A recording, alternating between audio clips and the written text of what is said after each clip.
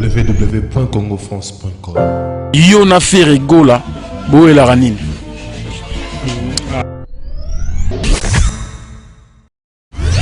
Et mututo akola quoi. Biso moko beja biso moko tebi que toza bana maison mais souci na biso to lingaka garçon na pe Après 16 ans. te souci na biso pe bana bon boni disons déjà Yamado avec héritier. Il y a pas photo quand même, héritier c'est un grand des maisons mais quand même.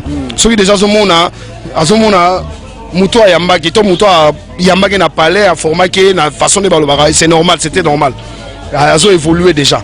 Vraiment que hier to pesi chance.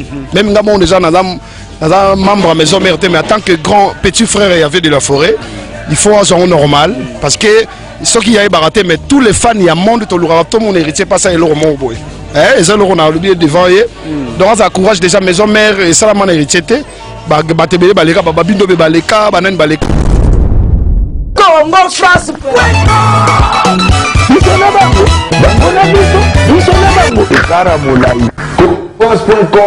site ya Congo masolo ya danger masolo ya kitoko congofrance.com. Bienvenue dans le monde de Sepela TV. Sepela TV est le décodeur qui vous permet de suivre les chaînes du Congo en direct de la diaspora. Sepela TV vous offre plus de 150 chaînes qui sont RTNC 1, RTNC 3, RTV F1, Télé 50, B1 TV, Digital Congo, RTGA, Kin Malebo, les chaînes françaises, les chaînes africaines, les chaînes du sport et aussi YouTube. Voici la liste de nos partenaires de médias. Nous pouvons aussi vous offrir votre propre chaîne.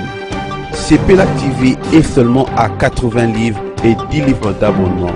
Sepela TV marche par internet qui vous permet de transporter votre boîtier partout dans le monde.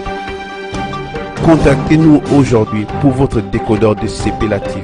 Sepela TV créé pour les Congolais, par les Congolais. Excellent internaute, vous tous qui nous suivez sur www.congofrance.com, chers amis, vous qui êtes en Europe, partout aux États-Unis, pourquoi pas en Angola, vous êtes très nombreux en train de nous suivre parce que nous sommes là que pour faire ce travail qui est très dur, mais nous sommes là que pour ça, mesdames et messieurs. Je vous présente maintenant mon invité d'aujourd'hui qui est un artiste très talentueux et que vous connaissez déjà beaucoup, hein, plusieurs, mais ceux qui ne connaissent pas encore, vous allez découvrir aujourd'hui parce qu'il est talentueux, il a une belle voix exceptionnelle. Vous allez découvrir bien sûr lui, c'est qui, c'est donc l'artiste et musicien Fila Basele, donc qui vit vraiment en Europe, mais il travaille à Kinshasa. Pourquoi son orchestre est ici, donc à Kinshasa. Il est là maintenant depuis quelques jours avec nous et on va dire bien sûr bonjour à Fila Basele. bonjour Franck Stemaï mon ami. Bonjour. Boni leader. Ouais très bien et toi ça va hein? Ouais ça va très bien. Combien qu'il camp pour depuis des années non? Ah qui porte tête ça fait 10 jours on a déjà depuis 10 jours. Depuis 10 jours. Ouais depuis 10 jours. Aujourd'hui de jour pour jour 10 jours. Et moi qui nous connais pour 10 jours moi il ah faut que moi parler faut que moi parler moi il t'envoie qui t'arrête 17h au monde on a secret on a parce que ça t'envoie moi vraiment moi il est bon tu as moi tu vivre ndeni pour mais c'est vraiment pour ta cop ah mon homme dans la cop na ça dépend de la cop nine mais ning 17h gars. Voilà, vous savez que la Kintawa, biso to na biso nengezala ka to ki nécropole entre ciel et terre, si ka to kundaki qu'une question menée à nous poser pierre tombale en compagnie bien sûr de la famille bande connus sur place. Vous savez que na mbokate l'état manière qu'est-ce que tu as prévu pour commémorer bien sûr cet événement? Ouais, la manière nangai événement ozalaki jour ya mort à King, zaki na poto. On a une manière tout ça presque là bas Victoria à Paris parce que nga à Paris tout ça kuna moi quelques concerts betaki donc vraiment les gars bien donc à partir à Paris organisation venait à bien mais malgré tout na qui église ya qui n'était parce que bon moi ça m'empêche moi mon voilà et c'est les bisous bien bande de les bisous travers le monde en tout cas Fila Basele mais Fila Basele depuis un certain temps déjà comme Bonayo et ben côté la bateau hein dans le baka que non artiste c'est plus le travail, c'est plus les œuvres. Depuis ça doit être comme le côté la bateau, fil la basselle, qu'une question menée à se voir pour plus ça qui est pénaté, mais quand même à 44 ans qui aussi faut les dire ainsi. Voilà, côté nous maman, voilà. C'est pour décorer, mais on empêche c'était rien. Ah, ça la quatre côté. Ah, ça côté yo. Ah, maman, les cas poteaux sur la moi bien. OK. Alors, au premier de album, grande signature, au bande de Komusu, parce que va découvrir qu'il y a quelques tubes tels que 3 heures. Nous avons trop et puis tout le monde qui peut nous avons Maman Luka.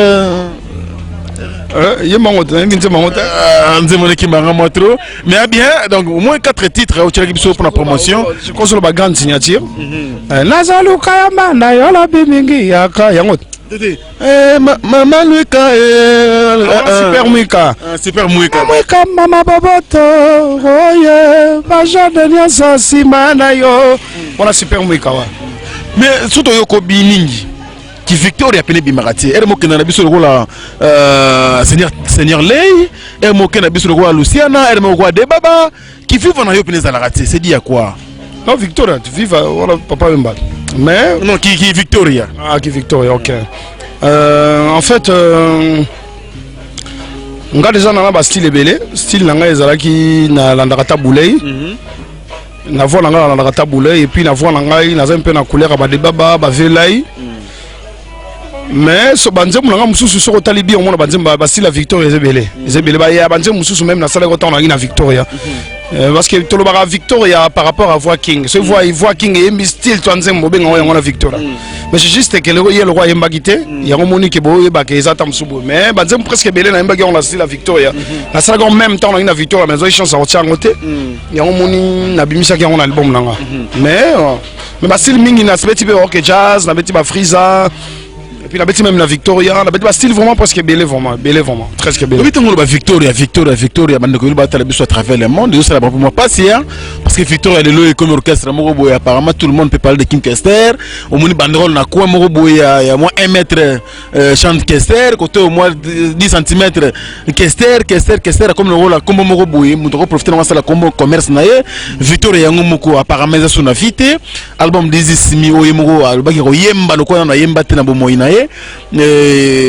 Sans suite, producteur a abandonné le Moutima, tout ça, et tout ça, nous disons que moi, on a peine à Victoria. Bon, première chose, dans mon autour de ma question, moi, comme retourner Belemba, parce que le développement, le bosso, Zali, au lobby, que Batumi, Badolia, n'a combat question. Combat question, oui. Dans le global, il y a le développement. Azaki grand star à Moka, Azaki grand star, Azaki peut Moutabate Belé, Moutana Moutou, Alinga Kazo Par Naye. C'est juste un lobby que batum sous ba sala ngona ninga commerce et puis batum sous ba sala ngona monter marqué tant sala ngoboé vraiment les autres sala itam ça les autres défoulés ba façon ba na Kester donc muna mutu le rate bi mité ma batute mais c'est juste que tant pour la mité ma batum sous tout le monde que muto ya sala par rapport ya boyé il y a sala pour monter ma tozo ba biso tout mais le quoi tozaka ba bantu to vivre dans un monde d'hypocrisie to yebaté. Parce que le monde de pays Afrique, c'est un monde dans le coup. Tu as même tout bien zoïba, mais bon, mon apparence n'est pas dans la peau. À fou les on est morobo et toi ça est l'oromboé, mais bon, mais y est moko arrondissement on te gagne ça la peau nango. Mais c'est juste que bah art bande opposé, vous comprenez que acteur yo. Parce que y est moko tirage jamais dit magana ça lango pour na ça les on a mori kende liboso. Mais ça grand, c'était normal. Et puis pour nanga mon Victoria vraiment et ça l'a passé album Dizisimi même tout le monde ba Michael Jackson ba Koufaki pas même ba moi et les qui tout le monde ba misa ba concert na ba misa ba œuvre na mais et puis t'es comme grave tout nzambe mtatika la éternel na succès même que certains Koufi boy ma wana biso tozala yinende ma wetika libela mais ma ba tumsuso ba ina été ba vivre na musika ma la bango pe bando kita ibando si la pe kiti penati 10 pe bin paso bina ebete pour ma wese kita inango mais ba victorien ne ba recevoir au monde toloba dans sens nini photo sala likambo par rapport ya moto za ina ona moto ba conflit oh ya boye bon malheureusement net tozolo ba que mon album 16 mais c'est album mo goé ezalaki parmi ba héritage que c'est ratikaki et parmi ba héritage que c'est ratikaki yango moni que ezobunda me pe na famille donc ba mélomane ya Victor ba comprendre les ande bongo que 16 mais ali Parmi ba richesse Kester atiki. Ba héritage. Il y a héritage. Mais aux hommes mais tout ça on a bolingwa Kester. Tout ça on a bolingwa Kester parce que koumela pe et tika la pour na victorien. Très bien. Ba tout pena on toke c'est mon boy ma Kester ici là. Oui, mais fille, c'est le temps pour mon zone la Victoria, tu es bien, est-ce que l'intervention de la Victoria nous a la kinini? Bien, on connaît la Zénith ou à Souka Kester, mais bien, je crois. Tu es bien Zénith à Souka, tu es bien Zénith à Liboso il y a 2001. Ouais, 2001, oui, il y a 2001. Tu connais Michel Belé, Gejo, Pompon. Bah déloqué là, malgré tout bah là il y a deuxième, mais Michel Bagui presque belé. On a porte-parole Richard et Bandal fait dans Bandal. Richard nani. Bagui porte-parole boy. C'est comme boy na wa mi balé. Michel Bagui bosso na ba des affaires. Siko intervention za kinini nti ba diom bo sala na Kester na ndula ngo. Ba ngana ngamingi na yemba ki na Zénith na sala ba cœur parce que tu moment na ba Zénith à Kester to ba pola jaune. Bota ba likolo tout parce qu'à l'époque on a côté ici ka. Mais likolo na ba no ka mingi gejo mais sotali ba likolo bien mingi parce que nga yitiers.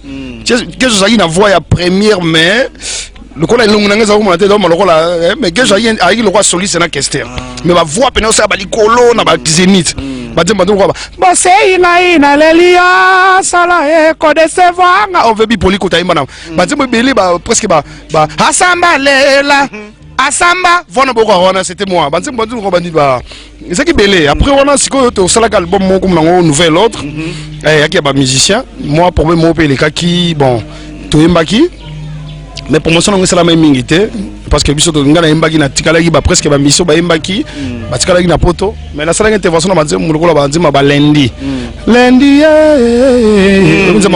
nakobala lisusu te na ndimi na tikala monzemba nakobala li apoki nzunzu ba mélodie qui mo na sala intervention wana et puis banzemba belé na sala ba yemba ba vocal mais album wana na tikala na poto na zo mo sa ba clip te à partir wana nde ba te voblo na sala Victoria yango wana.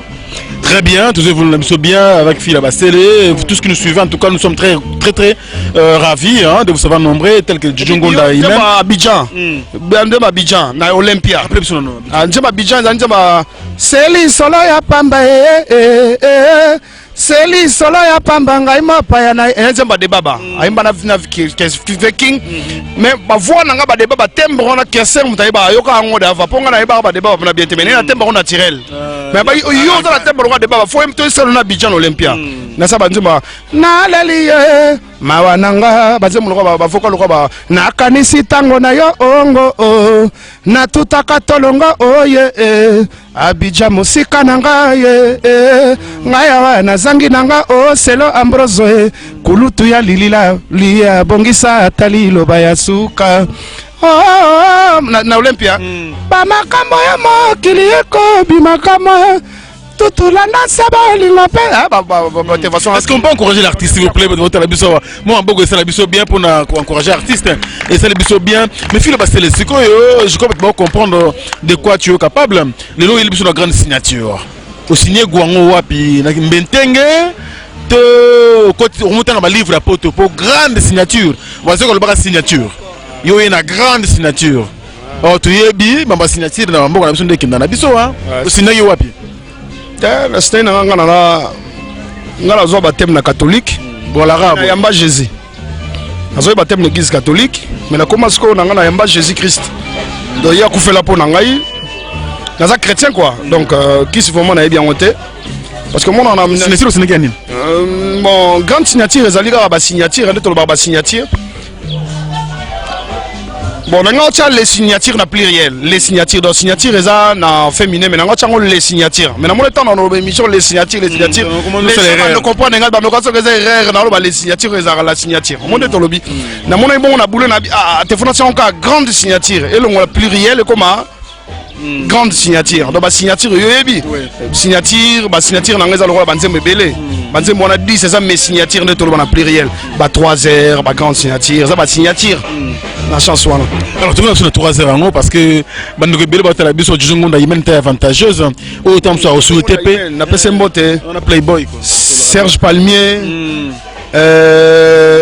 Ornon Silimambe. Coloforme. Donc, on a PC Bango Mbote. Ouais, on a tout le bas. Il faut que ça résiste l'ennemi de la galère. Arana Bango et puis Karine Ambroisi. il est pas à la bango donc ça l'a toujours bien na ndenge makambo tabala mais qui n'a absolument tous moi elengi muke avant de dans la signature moi 3 heures puis ça l'a bien quoi attends refrain hein soki nakanisi baje na biso ya bolingo wananga na tombe dans les pommes makolo na yo na oyo ya ngai soki ekutani plaisir tolo na yo na oyo ya ngai ezala serre au plaisir alita chamala zala pembeni na ngai oleka ngai na yo kelenge plaisir ozala wa ngai. Voilà, monsieur Tokena Yonengwana, merci beaucoup. Merci pour le maboko. Mais nous, c'est comme si nous avons biso moi trop. Surtout sur les mélodies, tout à l'heure arrangement, nous avons plus. Nous avons au mot bakala. C'est par rapport à quoi? Est-ce que vous montez le style, la musique, comme Kende, faut qu'on t'a moi afrobeat, faut qu'on t'a moi R&B, mais vous avez un rumba penao à solo wana. Vous avez monté quelque part où ça succède? Projet, projet à R&B, projet à tout wana. Nazarango, mais le bon moment pour n'engager beta pena rumba. N'engager vraiment nada parce que orgueil, il y a un peu de nini, yo comme orgueillité. Même si tu as R&B, tout le monde franco si beta qui style wana déjà. Lelo yo kofi nga imoi na butu pona mwasi na yo na salinini ba franco même ba bongo ce soir sur la rivière petite lumière roman ba tabouler si ba yango déjà ba style wana mais omoni mondo tozalaka ya monde mo ya business yalo bango mingi musique ezaka na frontière à musique ekomaka par rapport à producteur parce que lelo so to bingi par exemple Bill Gates to bingi par exemple ba to ba Don King on va produire un boxeur américain mais on biso pe na Congo ba boxeur a danser ba lipe so a dabe na ba vrai c'est moula obeta peta tout Tyson mais condition na ezate tu to bi passer ba producteur le ba producteur ba Michael Jackson ba to ba sala ba produire ba Neo ba cher parce que ba producteur ba linga na musique wana mais so ki biso ba Didi Kinwani to ba Cardozo Mwamba ba Grevi Futila ba tie pena ba koma ba mise to koma tie ba monde wana rumbe koma na monde wana parce que les producteurs ne sont pas mis mécènes, c'est juste que promouvoir comme on a et puis faire un homme d'affaires. Mais les sont comme producteurs. Tous les cabocats c'est tout cas na rumba na biso. Parce que tout même franco, tout est complexe dans la musique pas pas. Bon, ça la vie complexe c'est comme on dirait naza limité. Non, nos artistes. Le monde il y a mélange et ça peut être normal. Maman ça va être R&B, oui, c'est normal. Et ça normal mais c'est pas que va imposer bango ba bloc wana. Parce que ce que la musique na biso bo beta R&B. Au Betty R&B. Bon, on nomine on jamais nominé dans grande compétition minée à monde parce que quand le R&B déjà na compétition bazali. Par exemple déjà un Congolais sort de beta rumba. Est-ce qu'Américain ko beta rumba? Américain ko beta rumba. To Nigérien ko beta rumba. A beta rumba te. Yango to lo baké monde il y a mélange ça normal mais monde est musique à ghetto musique à ghetto t'as comme ça musique mondiale et ali production na maison à production na producteur et ça reste la musique parce que Bob Marley tant basali ba reggae ça pour les jamaïcains mais mindele babi à côté de mindele babeti ba taboulé ba beta Olympia 4 jours madame cocatrice à Olympia a betsa na rumba baimba banzembo ba sukaina babeta banzembo ba sukaina babeta banzembo ba et puis plein 4 jours reconnu l'État français même. Ça c'est vrai. En tout cas ça c'est bon, l'artiste se défend très bien, on continue comme ça. Et il y a des jeunes qui évoluent bien à Londres. Il faut boire à Bango Mingi. Il faut boire le kit au Black dedans. On va boire à Liverpool, les grands dégokas de Liverpool. C'était là Pembele. Voilà, on continue comme ça, mesdames et messieurs. Nous avons le kit au Black dedans. Mon sponsor légal, Nabi Keba, Range Rover, New Range, ils ont quitté Kinshasa. Ils ont au moins une affaire de 5 ranges. Parce que déjà, Awa, tu as dit que BMW, ils ont Awa X5 pour la Frank Stemai, c'est déjà bon. Alors, fil à la scellé, aux artistes, na talent na yo, mais est-ce que promotion et album? Bah, tu vas regretter parce que tout le monde a qui est promotion, ça qui est bien. Mais sortie officielle album, il y a un mot apparemment, mais les moments. Bon, on m'a dit que mon sortie officielle, les arts titres et à concert, mais tout le monde a parce que déjà, on a bêta na Mayolus.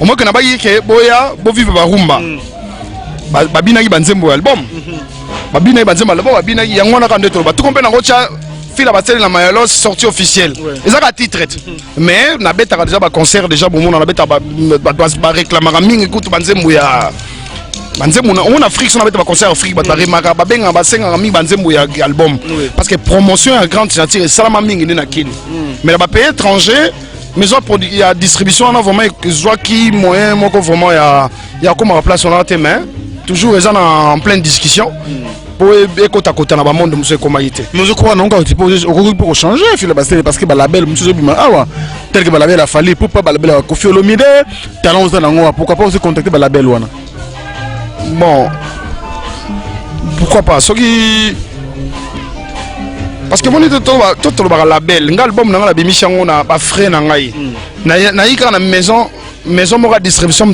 et distribuer bilo na ngai donc le long musique allait le comme biso moto comme producteur mais tromper na ko label a film te produire il tromper label a mon mai il peut pas dire le champion d'Afrique a bien champion d'Afrique mais nazo benga mo parce que tu na ayebi pourquoi na bengé bongo yo confirmé que ya champion te Tobi boy Tobi omoni na et puis nous on a yo moko na ignorer ta na bi na championnat il faut to ignorer te championnat sur le bineti championnat où ta le kuna Paris Saint-Germain na France Paris Saint-Germain ta gagné mais ce que Mikolo comme lui a gagné na championnat par championnat mais championnat na insilité mais ba championnat tu l'équipe c'est mon ami qui est champion même dans l'Afrique on a même ba Nigeria ba ça va featuring na ye ba dora ba Flavou pour monde en Afrique face à la featuring na fali non ba inela ko yango te nazolo ba te il faut vérité non comme te bomisaka yo il faut que tout le baraba il faut tout le baraba vérité mususu oyo mutu musa ko lo barate et puis c'est pas à lui de parler ça c'est à nous de parler bisom tozomona donc c'est comme ngai na bi nga bobenga leader ba lettre F c'est pas moi qui a comment voilà te ngam na pesa comme wana de ozongo pon to l'obi to comment to développer au moins mutu il faut toi apprécier ka mutu n'époque naé mais c'est pas dit champion c'est pas dit que non c'est pas l'idée non c'est pas éternel to ba likambo éternel c'est celui qui est éternel c'est Dieu qui est éternel tout le monde va remplacer tout le pas rolonga mais ba championnat tout abima champion équipe nanga za kitamsu na première division a gagné batutu ba na division mo na ye a pilé batutu mais ce que championnat dans ce que ngas na matek déjà division d'honneur so toujours betana bangot mais championnat si l'homme mais championnat les gars na première division te championnat ngwa za la batutu oui a gagné batutu ko ba ndene na compétition oui yango na ngolo baté marambo zolo bawo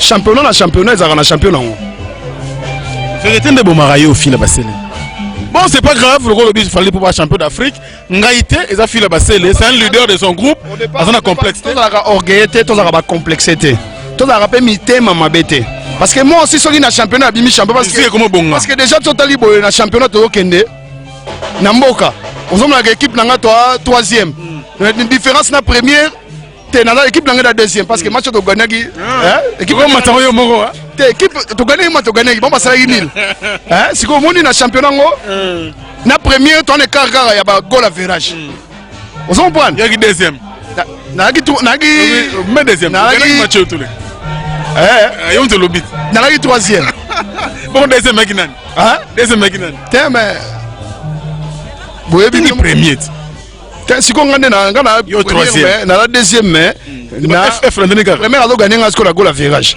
bon deuxième score deuxième nga mongo ou troisième te championnat si l'amte et ça classement il y a toi sur la 4e division 16e journée toi 16e journée de tous les championnats si là parce que baba équipe on passe équipe ngo et Mati mamo na stade et comme mamo 3e baba o kama so oh azana biso na stade té Mati kaka Roban ouais mon renaissance donc on continue na biso merci pour nos applaudissements na bino sel biso bien leader ba lettre F Fila Basele donc yeyo Loris la congolaise 3 fois Libela Kano kaka Fila lobindengo wana Loris la congolaise Libela Kano kaka Beckham I love you maman na biso maman Paris chérie na biso chérie à Paris et puis première sortie na Gant na salara na nganda na ye na kana nganda na ye vraiment merci Château Rouge André de Kin en arrière de qui n'a pas si opena ba gros bisous Bekam. Malolo. Maloris. Le but de Kabon na qui répétition awa na 3h na Keibwe. Lettre mo tambolaki. Lettre de mission héritier watana ba démissionner na wenge musique à maison mère officiellement. Il m'a commis. Sangongo soko yebite na informé mais tant qu'artiste et salondaine. Bon, au moni ezali souci.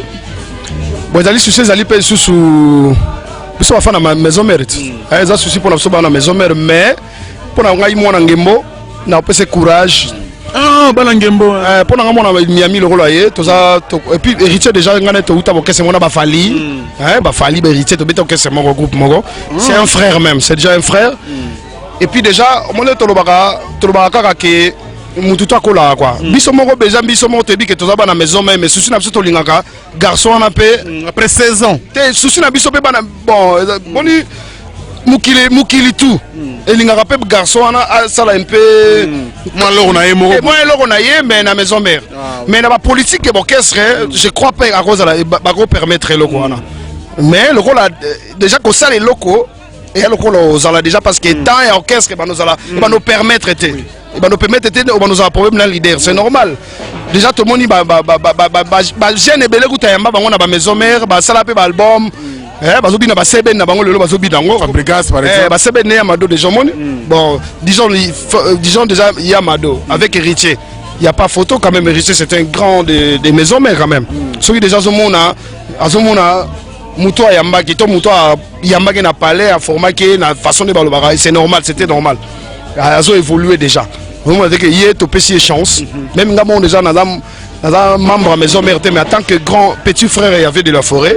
Il faut un genre normal parce que ceux qui y a baraté mais tous les fans il y a monde tout mon héritier pas ça et leur mon boy ils ont on a oublié devant eux donc ça encourage déjà maison mère et ça la mon héritier batebe baleka babindo be baleka banan baleka mais maison mère ezali maison mère c'est wera Victor et les son taking que mener filo basele c'est grand nature qu'est-ce que mon grand nature filo basele grand nature album on a ba amista wana ba droit chemin on va sera d'ailleurs droit chemin pesili ils ont toujours bon mais on a passé courage et puis chemin azui parce que moni ko beta pas mutesa le ko lozo bata manasima mutu donc na mabe na malamu le royaume tazo garder tant bimi na lipeka na donc guerre ozo luko sala et ça guerre normalement parce que boulot vraiment faut beaucoup bosser donc on a passé vraiment courage beaucoup de courage pour lui quoi. Merci beaucoup Phil Bassele, tu as encore toujours répétition en tenant to clôture la dernière question ou en tout cas non c'est pas une question polémique. Bon n'importe quoi excusez moi je crois bon n'importe quoi belé bolingara musala tout ça là avec beaucoup de plaisir. Tout ça vraiment le cœur na binôme. Bandeko toi en tout cas bolimbisanga il faut attendre ba combo et ça là moi bien pour toujours ka bon na Phil Bassele roi Christelle Blanchot. Merci beaucoup à toi, merci à Tania Westwood, Tertio Mukumi l'international, je n'oublie pas Evans Tekenge. Massa Nangai et puis on a besoin de temps. Il y a peu mon ami qui t'a mon Mikili. La Belgique. La Bruxelles. Si. Les gens ont la grande joueur, on a bandé au Bédabé Tabal et la Mukumi, là c'est Mukumi. Attendant un peu de Chiké là. Donc mon angemo quoi. Donc merci beaucoup également. Je clôture bien sûr ma banga nanga Fernando Finda Abraham. Faut sentir que c'est-à-dire que businessman il y a solo ou à coopérer avec le président de l'Afrique. Fernando, merci beaucoup à toi. Vous avez la maramouné pour le Karamita Kinshasa. Moi 10 000 balles là kinga wana zwango ça langa pe moi bien. Beret tu peux pas se payer la base au moins loko. Et ça la moi kitoko. Fila basele question nga sugeza boye. Na ebite sokoza d'accord, sokoza au courant la marambo oyo eningisa monde. Leader la lettre F déjà de 1 et le rwanda. Mais tout ça comment pour la nini sur pesa pour la nini ngana yebi ngate. Mais problème ezala que yo na faire rigola. Bo la ranine. Ah bon. Bon mingi na lo baké émission mingi na ça. Question aux pour émission nga. Bon mingi na ça là parce que yo je crois dans salon d'émission tout na marambo wana. Mais na monti na répondre ba question là parce que si le lo na moni na tuni pe mission au fil basé l'été. Parce que bozo tout na nga bo tout na. Bo potanga na kombo na ye fil. Et pas de m'appeler solo wana problème. On a d'autres mbela na ngenge mais surtout tala na exact ngenge tes vérité j'avais parlé. C'est dans le banc déjà comme page se tourna déjà. Mais à rapport à ngengete zalaka ta mususu vérité mo bona vérité c'était un CV pour moi ko lo bagana yemba boyenga ina yemba c'était pas pour créer rancune. Mais sur le créant rancune, je ne sais pas. Mais moi, relation nous aime bien au-delà, il y a la musique, tout ça. Bon, relation déjà, bon, je peux pas mentir, relation arabienne, parce que tout ça va mistater. Tout ça là jamais comme on en a mon kili. Comment on est ensemble, bon, on va mistater. Tu comment on est dans le sens ni que tant que l'album n'est acquis derrière toi, il a pas ça de passer la cœur, bat yemba. Et puis ça que garçon moi on a pas tabeta avec Kester, bouna boye. Ayemba bien, il y a pas ça travaillera bien. Et puis bah ben tu travaillais, c'était comme ça, tu travaillais et puis boulon moni et pourtant il fruit bien qui est de ton bon album on a il y a un TPC comme un grand na Congo parce que sans s'interdire bimara nango mais ça là quand un peu na ba. Ça c'est vrai. Mais qui est de ton et bimi et PC Zénith et PC ba voyage et PC le Kumu ba zem le ko ba Kamasutra ba mboko pamba ba dikidi Et même maintenant on a ba dikidi ba trésor candor ba zem on a tout tango yaki na ba belle voix na biso et ça là qui peut artiste qui est le bosso. Mais mingi to lo ba ne so yi mutaye mbelio boy il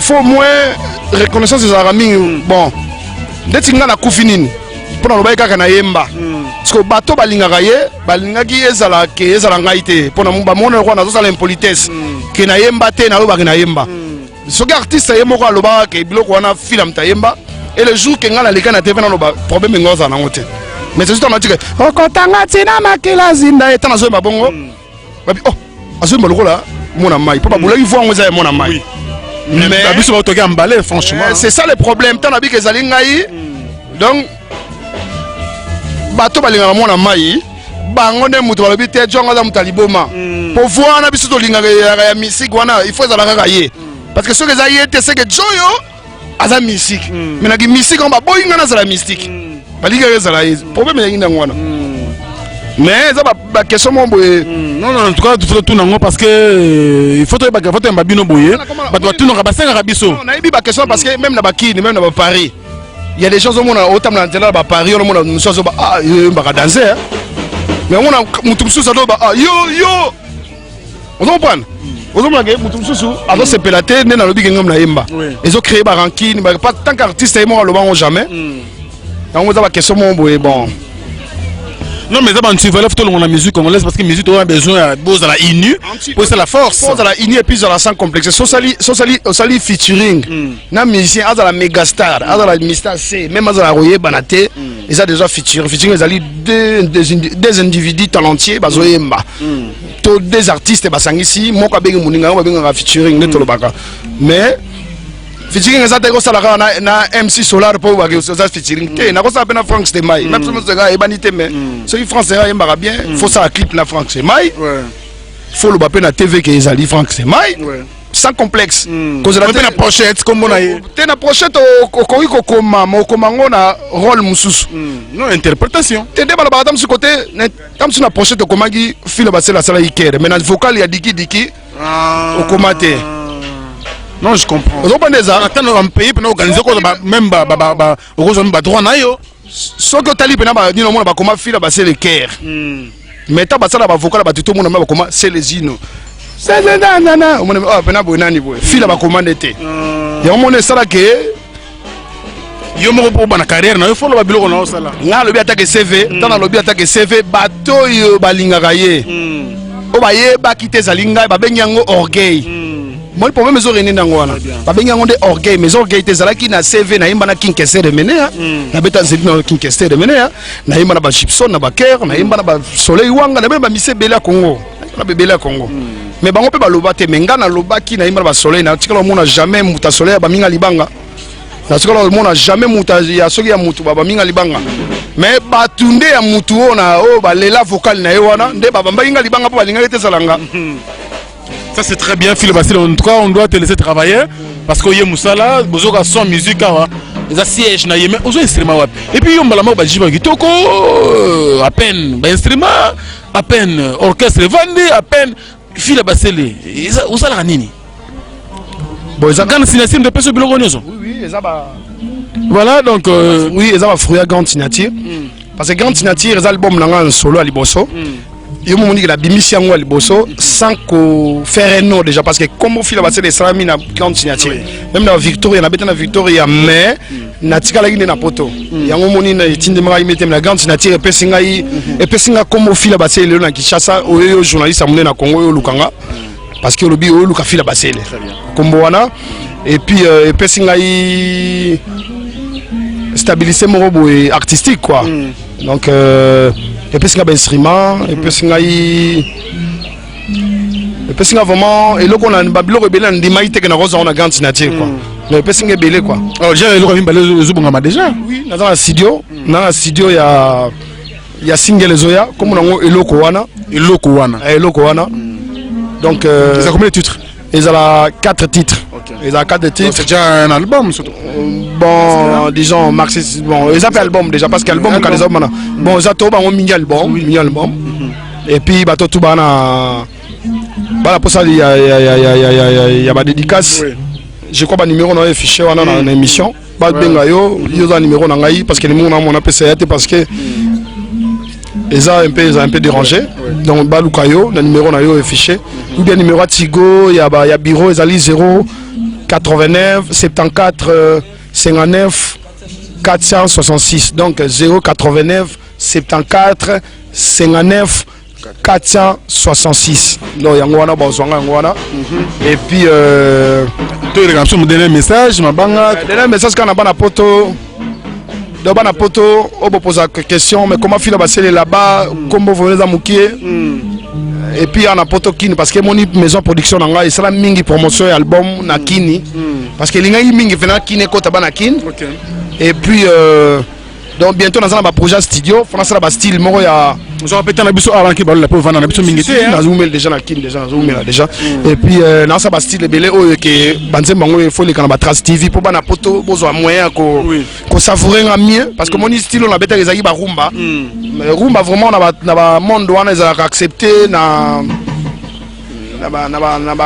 façon moko ya humiliation la rumba quoi que rumba ezali berceau ya la musique africaine parce qu'à l'époque à ba père na biso na chaîne ezaka moko RTNC natanga kala poka ba même na Afrique mon bando ka RTNC OZRT à l'époque OZRT à l'époque même na Afrique ba Afrique tout ba Brazza ba na ba chaîne T ba partout bando ka ba taboulay donc musique wana ekolisa ba parents na biso Afrique mobimba mais lelo room mais aura chance sous ya ko comment ba ya ko affronter ba publicité mondiale parce que to comme on a mingi ba R&B il faut mettre rap mon room bezonga de bongo zonga sima bongo mais ali bonne musique oyo ya moni na salaki ba style album alboso promotion to salaki vraiment na kin ba adopté et puis vraiment non grâce à bango na komo lukana ya kin mingi pona betela ba concert banzem na lingaka mais bana poto boza la calme dans un studio na betela no banzem ba style bolingaka comme ça les kana ba Trace TV pour bosser pour bozo attend qu'on découvrir film malem entre autres mokena na suka peut-être que mais faut qu'on zappe mo ba concert mo boy o grand c'est to on a suka mo yembi biso na ba Seigneur Lay ba de baba on a musu ba tona parce que on a capacité wana est-ce que ba projet les até mais avec monsieur yo ba yinga la beta ba kosa so senga ngo susu ba bi woneza ya fait na biso comment ya fait na biso fait na ngaya mikilo yo yo lo kitemisa muke wana beta ba kosa na fait na biso na boy to émission comme na suka to na so débattre finalement un guitariste comme donc popolipo ya poli babi obetaka pa na yekutu bantaka misa ya poli comme comparer na ferre est-ce que na niveau penza blue monde na yoka matro mais bangala baki fona luka yo comme ce message mais ya poli azali grand guitariste ya Congo na biso déjà et puis soki lelo na telemi boye na grâce na ye na groupe on a créé qui grâce na ye ndé lelo vraiment na créé ma relation msupe wana ah bon et groupe wana ezalaki beat ya kosa te ezalaki beat ya ke ba série moko bona poto bangulu ba yo sute ba kobaki ba ya pour la créer qui groupe wana poto beta ba concert ya ba concert ba droit d'entrée les araba droit d'entrée même bato ba bakana donc les araba casette hein ba check casier ba check mbongo na kati ofele wana style mususu wana pe na musique ezara permis même Michael Jackson peut jouer ça aussi ba karaoke ezara musique normale moi ngala artiste faut que la ngosuni ta leader yo que la ngosuni non mais nalobi musique wana na beta yango te pe na betaka yango te mais bao ba betaka yango faut respecter bango moins parce qu'azali artiste jamais ba benga maçon abetelo ko wana aza artiste ba artiste msu baliaka wana que ceux qui bengi vient chanter na bar c'est normal les karaoké et puis biso tant to beta yango na ba droit d'entrée mais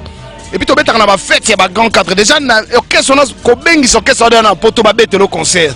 Tu vas payer combien déjà? Ah bon? Donc, le concept sur le bétara, le conseil, on est tu vas responsable, le grand homme à Paris. Ils ont raté que moutou normal, si non, aux ambons, on ça soit.